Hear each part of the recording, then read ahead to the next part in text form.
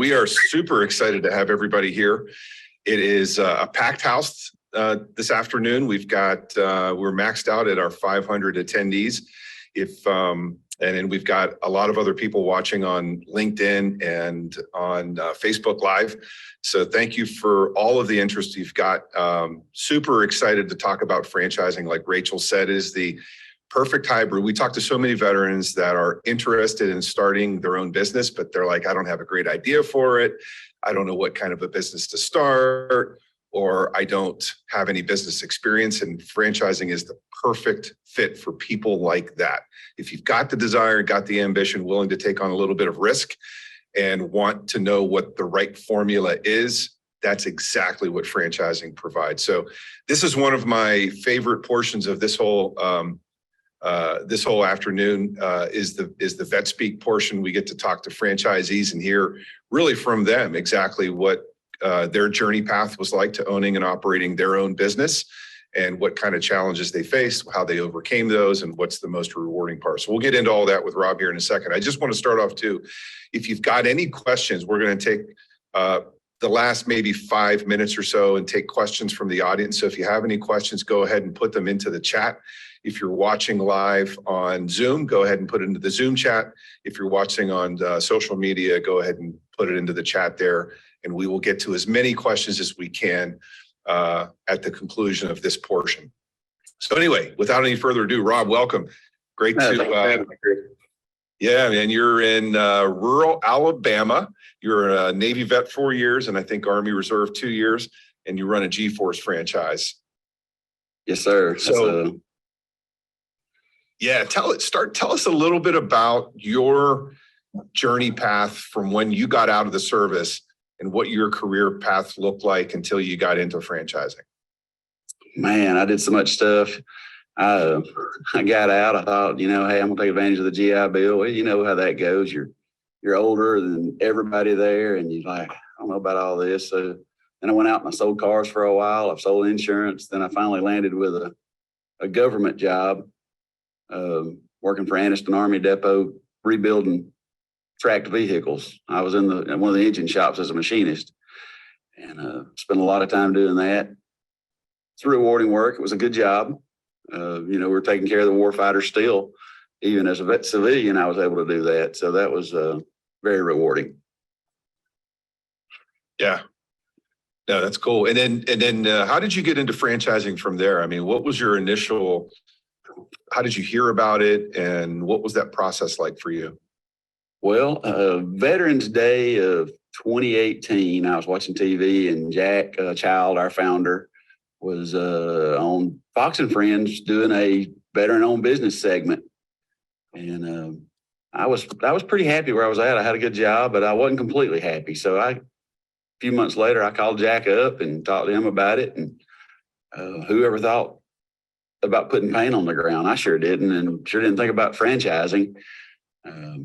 It was a little bit different for me because, I did own another business where I have some rental houses. So I had a little bit of a business background as well. And that's kind of what interested me, but I am at a disadvantage in that I'm in rural Alabama, and how you gonna make a living striping parking lots in rural Alabama? Well, the G-Force system allows you to do that.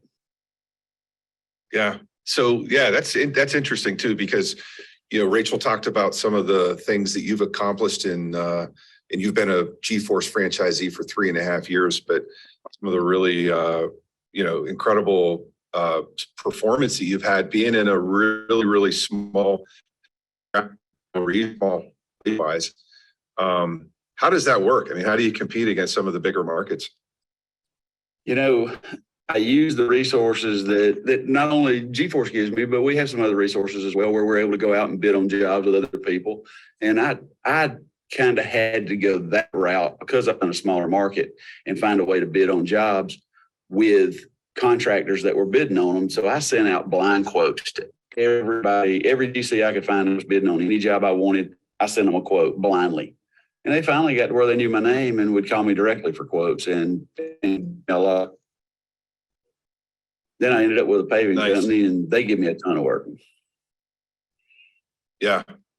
So that process of getting into franchising for you, we talk to veterans all the time that, there's lots of reasons why you shouldn't do it, right? It's risky. And, That's right. it's my family isn't on board, or my kids are too young, or I have, I've got good job security, or the economy's not where it needs to be, or we've got labor challenges right now. That's one we hear quite a bit right now. How do I find people to actually work in the franchise? So these are all challenges, of course. You experienced some of those. What were some of the things that, in figuring out if you wanted to get into franchising, what were some of your biggest challenges and how did you overcome those? Family is a big thing. My wife was pretty not on board for a while, I guess. I leaned on my family. I talked to my dad a lot. He's an Army veteran, by the way. And, but I talked to him quite a bit, and he's like, "You just can't make a living doing this in this area." And that just was about it. Jack was kind of in the same boat there. He wasn't sure that it would work in such a small area. And my wife finally just said, "Give it a try." She said, you got to keep your real job for a year and a half. But that was the biggest thing for us. I had a good job, had a really good job, paid well for this area. But I did want that independence and the freedom to be my own boss. The labor challenges are hard. I mean, that's something you really need to think about in this day and age before you do it. But they can be overcome as well. We're working on overcoming that as we speak. So yes, there are challenges. There's a lot more rewards. Yeah, no, good stuff. Just walk us through a day in the life of you as a franchise owner of G-Force. So first of all, just for reference, we've alluded to it, but G-Force is a parking lot striping business. So you've got, equipment that goes to a site, right? And maps out the markings. There's a lot of math and geometry involved in that. I assume you've got software for that, but tell us a little bit about some of the inside baseball part of how G-Force, what G-Force does and how they do that work and what your role in that is. We use Graco machinery. We use the latest, greatest technology there is. We use an auto layout, which is almost like having a CAD system for your layout.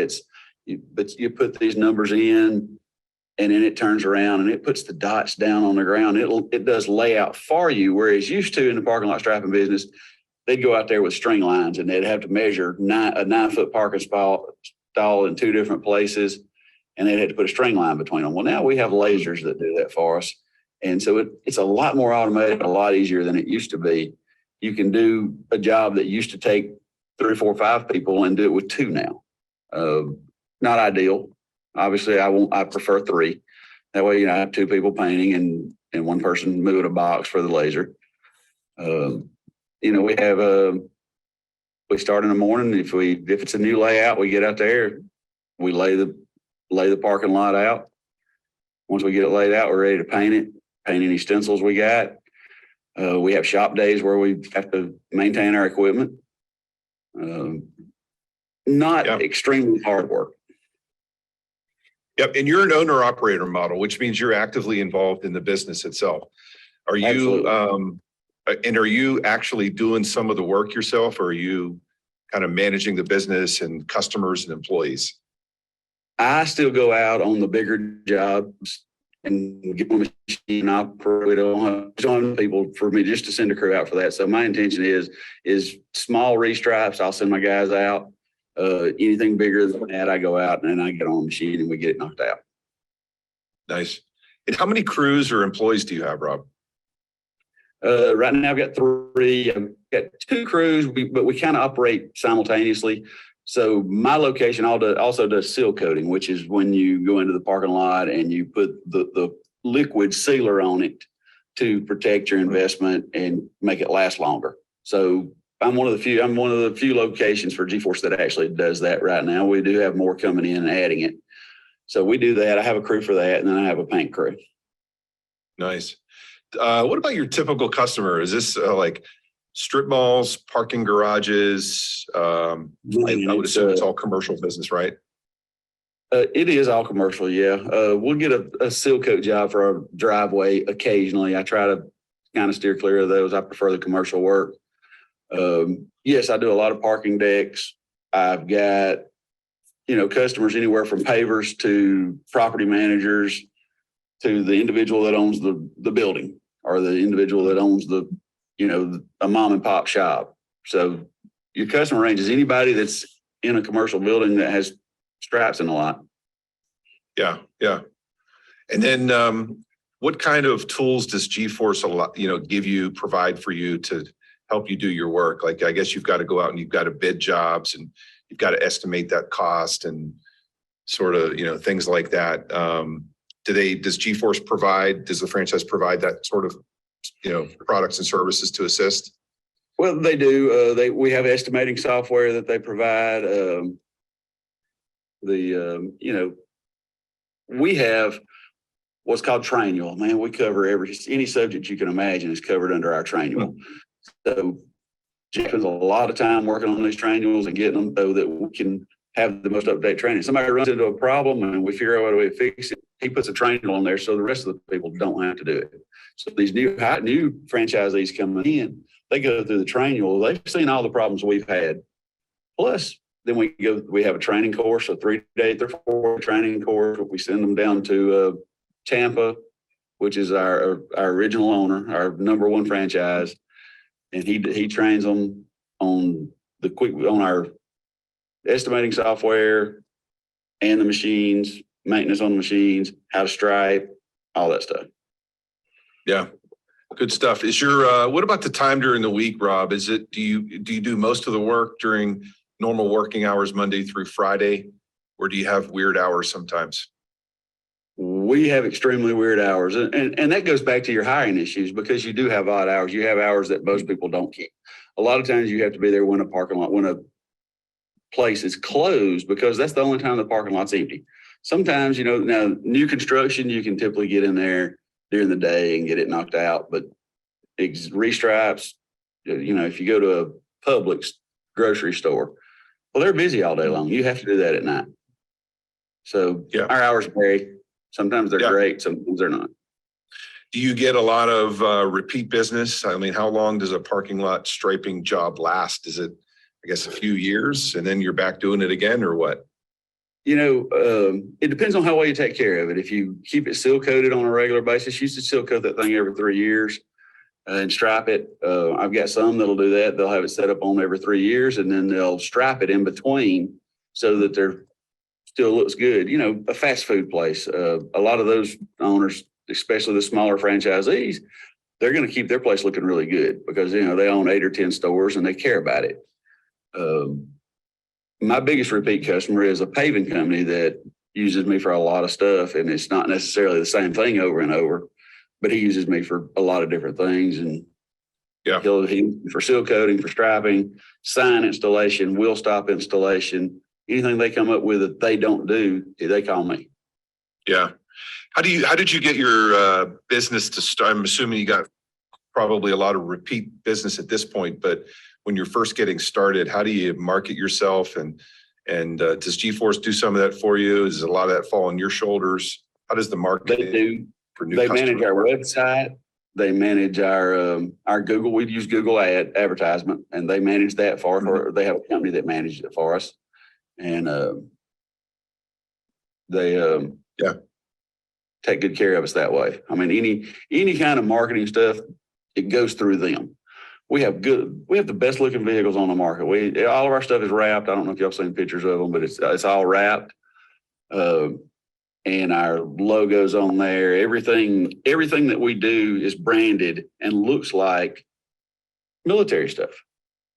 And that helps too. And I had a guy call me one day. I was going down the road and he's like, "Hey, I just passed you. I need you to come to a church for me." So we did a church for him. Nice. You gotta love when that happens, right? Well, you do, yeah. Yeah. Well, good. That's really good stuff. We're going to get to some questions.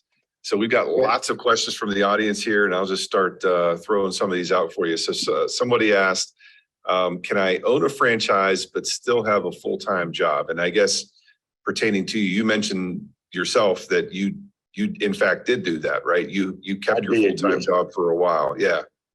Yeah. So I was there about a year and a half. But it got to a point where there was just not enough hours in the day. And I had a job, I had a lot of leave built up. I'd been there 19 years. So, it was working for the government. So you still leave, you get LES every month. But I had a lot of that built up. So I just used it until I got ready to quit. And I ran it all out while I was working 2 jobs. Yeah. Yeah.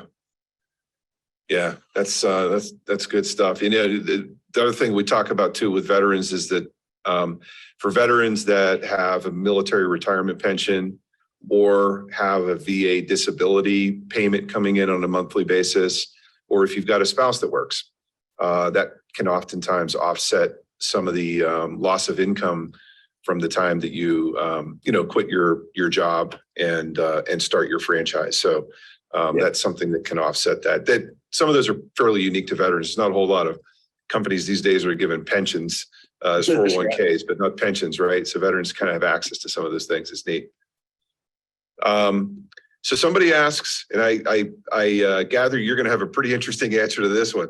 Which franchises would basically run themselves? So not asking you to speak for all franchises that are out there, but is G-Force just push a button and it runs itself, or how's that work? No, G-Force takes a lot of work.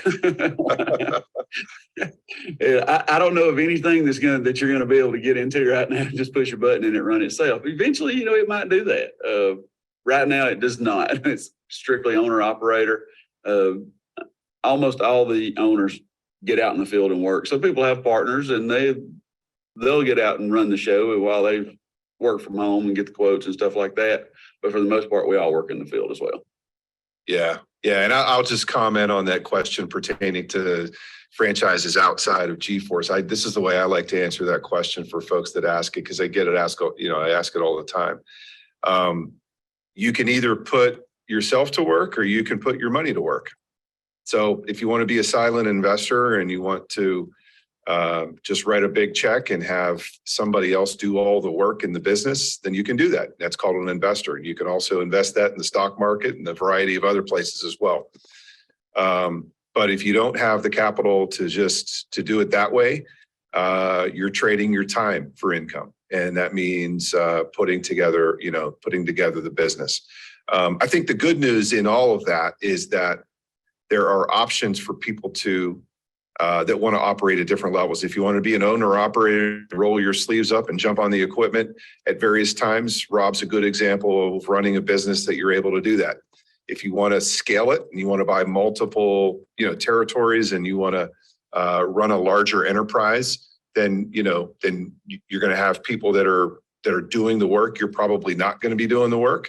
You're going to have probably layers of managers that are managing those that are doing the work. And so the nice part about franchising is really whatever you want it to be. And I will say, we've got several that do have multiple locations, several owners. Okay. Yeah. Good stuff. Somebody asks, how much capital does it take to start a G-Force franchise? So I guess maybe if you want to just speak from your own personal experience there.